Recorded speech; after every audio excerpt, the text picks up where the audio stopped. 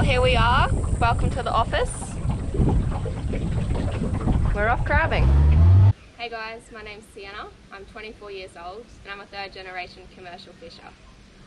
I grew up here in the Burdekin district in North Queensland and I've been commercially crabbing on my own now for 4 years.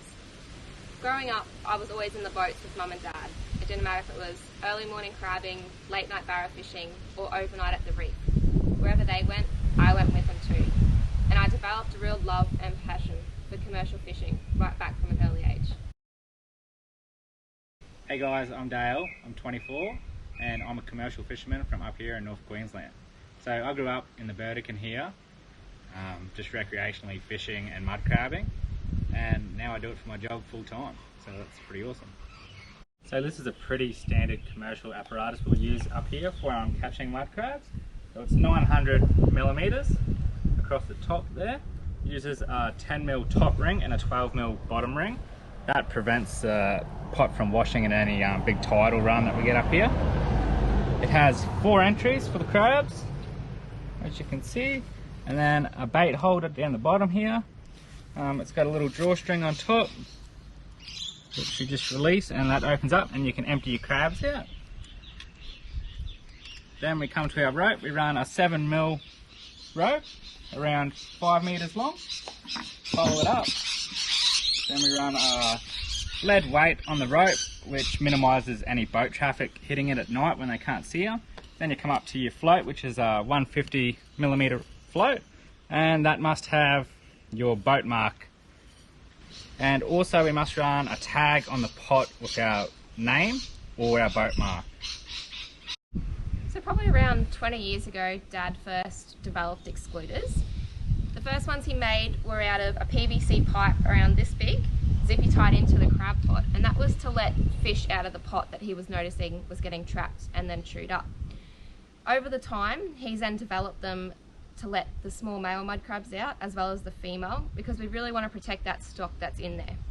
Now in 2021, we've just had a new reform come in for the mud crab fishery, and we now legally have to run excluders in our crab pots. So we have 2 different options that we can use. The first one is a rectangular one. It must be zippy tied in the pot no more than 1 mesh above the bottom ring. And the second one is a square, but we need to run 2 square excluders.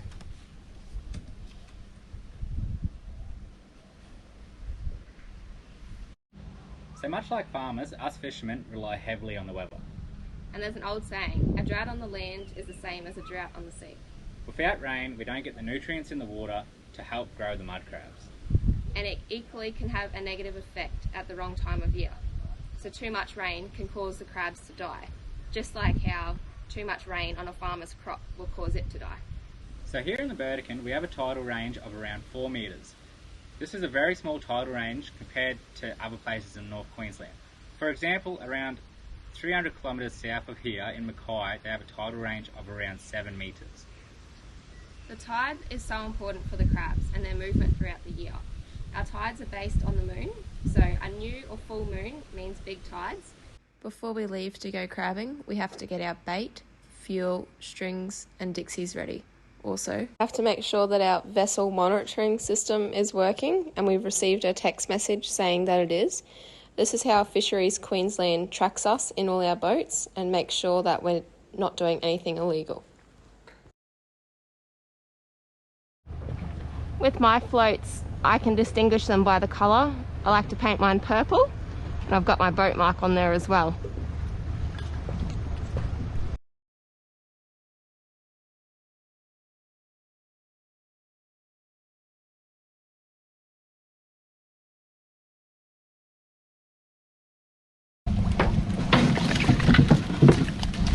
So for a crab to get size in our area, it takes roughly 22 times for him to shed his shell to get to 15 centimetres across the carapace.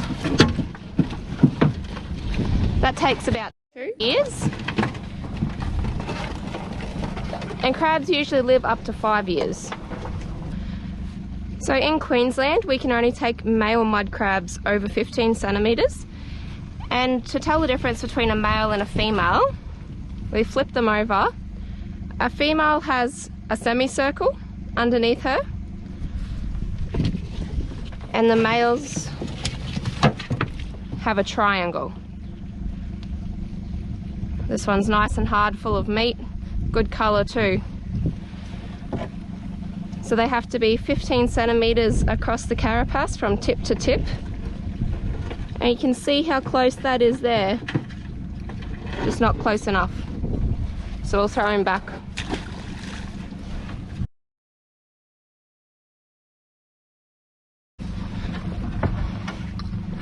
This guy's size. To test a crab's quality, we push on the second segment underneath their body because this is the last place that gets full of meat. With our mud crab bait, we use anything that's fresh, mainly mullet heads, but we also use fish frames, kangaroo frames, chicken frames. Let's have a look what we got. When you grab a crab, I like to push down with my thumb, and this stops nippers from wanting to come up. And I also just grab either flipper out the back and slip my thumb around. Always grab crabs by the flippers.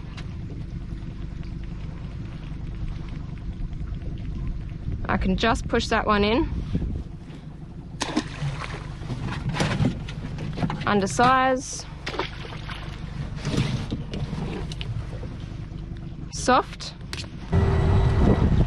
My dad first come up with the idea for a sorting tray probably 20 years ago. He just started out with a little wooden box. Before that, all the crabs were getting tipped onto the floor and they had to be picked up one by one and thrown over. Sorting trays aren't that common for crabbers, but in our area, almost everyone has one now. I like to have mine up a little bit higher off the boat, just for when I'm sorting the crabs. I keep a straight back rather than bending over. It's a fast way to get them all out safely. See, the shell's got a bit of green in it, and he's very clear underneath. He's soft. As the months get hotter, it's not uncommon for us to throw up to hundreds of sized male mud crabs back a day because they're so soft. But we like to keep a quality crab and will only take an A grade. Mud crabs are super sensitive, and anything like the slightest smell of petrol or Aerogard will kill them. Always so careful with our mud crabs. Besides natural disaster threats, like too much rain or even earthquakes can kill mud crabs, the biggest threat that I find we have is the government. They're forever introducing new ways to make our jobs harder and harder, just like in any primary industry. We've just had a new reform come in, and we are now managed by a quota system. So this means that we have to buy quota out of the East Coast allocation to be able to catch and sell the mud crabs. This is quite expensive, as we have a lot of investors from China coming in and buying our quota at prices that we just can't compete with. With this new management system, we now have to ring up and tell Fisheries which landing we're leaving from. After we've finished our work out on the boat, we then have to fill out our logbook and also ring up and report our catch before we can return to the landing. Once we get home, we then have to weigh our catch and ring up with a weights notice, and we have to post all our paperwork to Fisheries, and they must receive it within 7 days. See, there's so many soft crabs here. They know that rain's going to come.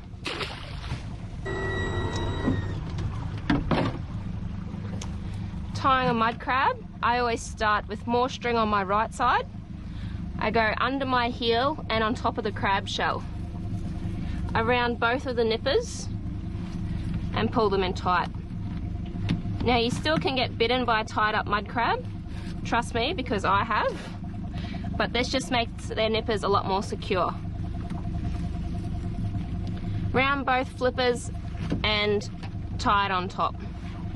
I use my toe just to help tighten that knot.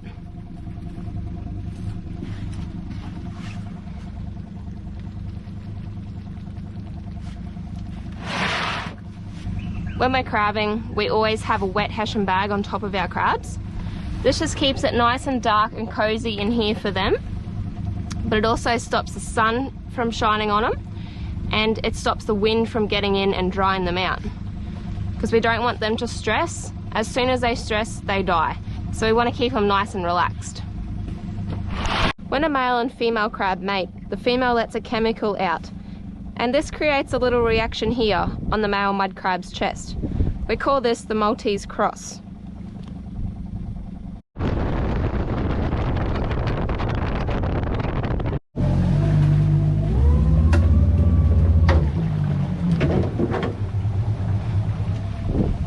When I finished school, I didn't know what I wanted to do, so I decided to take a gap year with Mum and Dad and deckhand for them full time.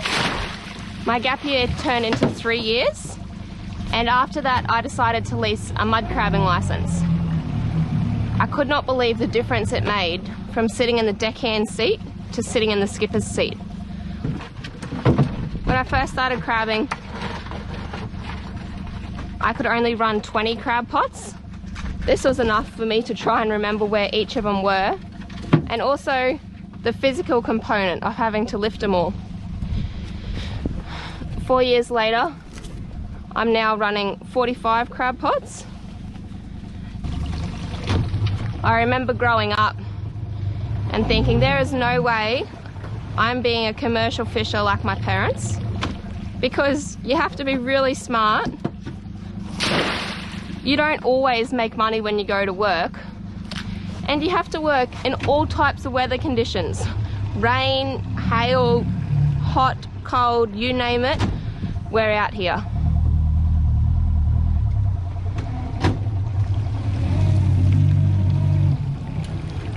But I never really found anything else that I enjoyed, and as soon as I leased my first license, I just knew this was for me. Enjoy catching sustainably local wild-caught seafood for the consuming public and seeing it at top-end restaurants. The mangroves are super important for the ecosystem. They are literally the kidneys for the estuary systems up here in North Queensland. Without the mangroves, we simply do not have an ecosystem on the water. They filter the water and also play a massive part in stopping erosion as they filter out the waves as they go strong.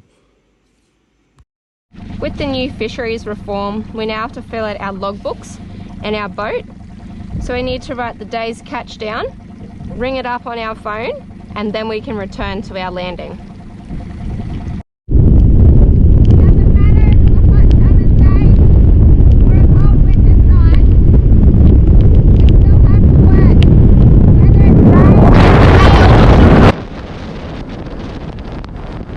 When I first started filming for this video, the soft crabs had just showed up. 2 weeks later, the rain started. They knew it was coming.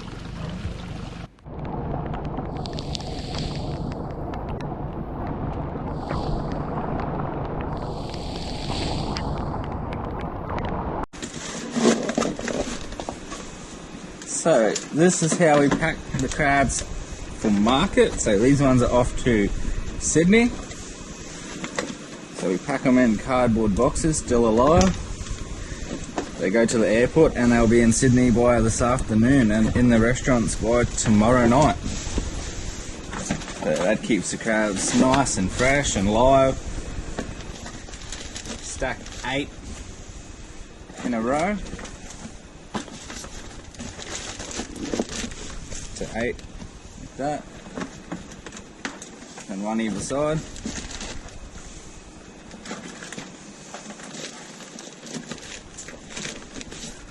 And that's a layer of crabs. And grab a piece of paper, put it over the top, and get another 5 in a layer here.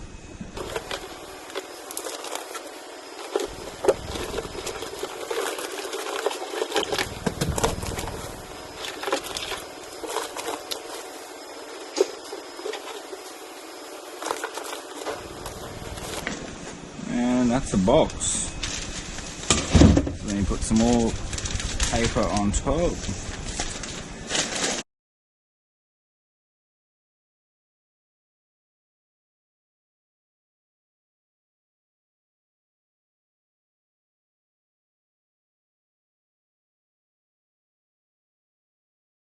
Staple it and they're good to go.